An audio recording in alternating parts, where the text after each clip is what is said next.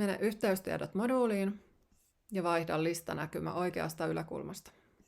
Sen jälkeen voit ottaa nykyiset kontaktit rekisterin pohjaksi valitsemalla tästä valitse kaikki. Sen jälkeen toiminto ja vienti. Me halutaan viedä tiedot tuontiyhteen sopivassa muodossa, eli valitaan tämä yllä oleva rasti. Vientiformaattina suosin tätä CSV-muotoa. Kannattaa viedä puhelimen, sähköpostin ja maan lisäksi ainakin kieli ja sen lisäksi asiakkaan nimi. Nämä on sellaisia tyypillisiä, jotka ainakin kannattaa täydentää. Painetaan vienti ja avataan tiedosto. Tarvitset siis tekstin käsittelyohjelman, jotta voit muokata tätä CSV-tiedostoa. Tehdään halutut muokkaukset tähän tiedostoon.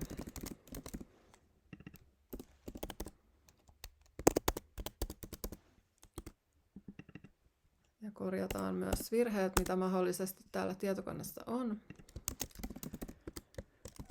Ja tässä Lang-nimisessä kentässä voit asettaa käyttäjälle haluamansa kielen, eli tässä kohtaa suomen kieli. Nimikentässä me annetaan vaan asiakkaan koko nimi. Täällä vasemmalla oleva ID-kenttä on järjestelmän automaattinen kenttä, jota ei tarvitse täyttää. Sitten tallennetaan tämä CSV-muodossa.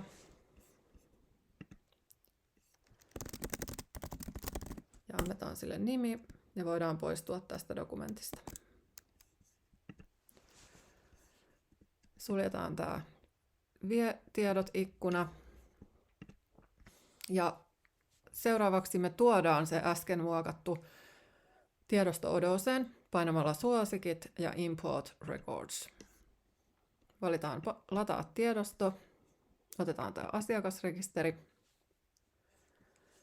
ja me nähdään tässä esikatselu tästä tiedostosta. Mikäli huomaat jotain virheitä, tässä kohtaa ei vielä ole mitään tuontia tapahtunut. Esimerkiksi täällä itse huomaan, että täällä on väärä muotoilu, eli painetaan täältä Formatting Options ja vaihdetaan oikea merkistö, joka sallii nämä äänpilkut ihmisten nimissä. Sen jälkeen voidaan painaa testi. Odo sanoo, että kaikki näyttää olevan kunnossa, jonka jälkeen voidaan painaa tuo. Tämän jälkeen me nähdään tässä äskeisessä ikkunassa, että meille on tullut uusi asiakas, hänelle puhelinnumero ja sähköposti. Ja hänen kieli on täällä suomi. Tuonti siis onnistui hienosti.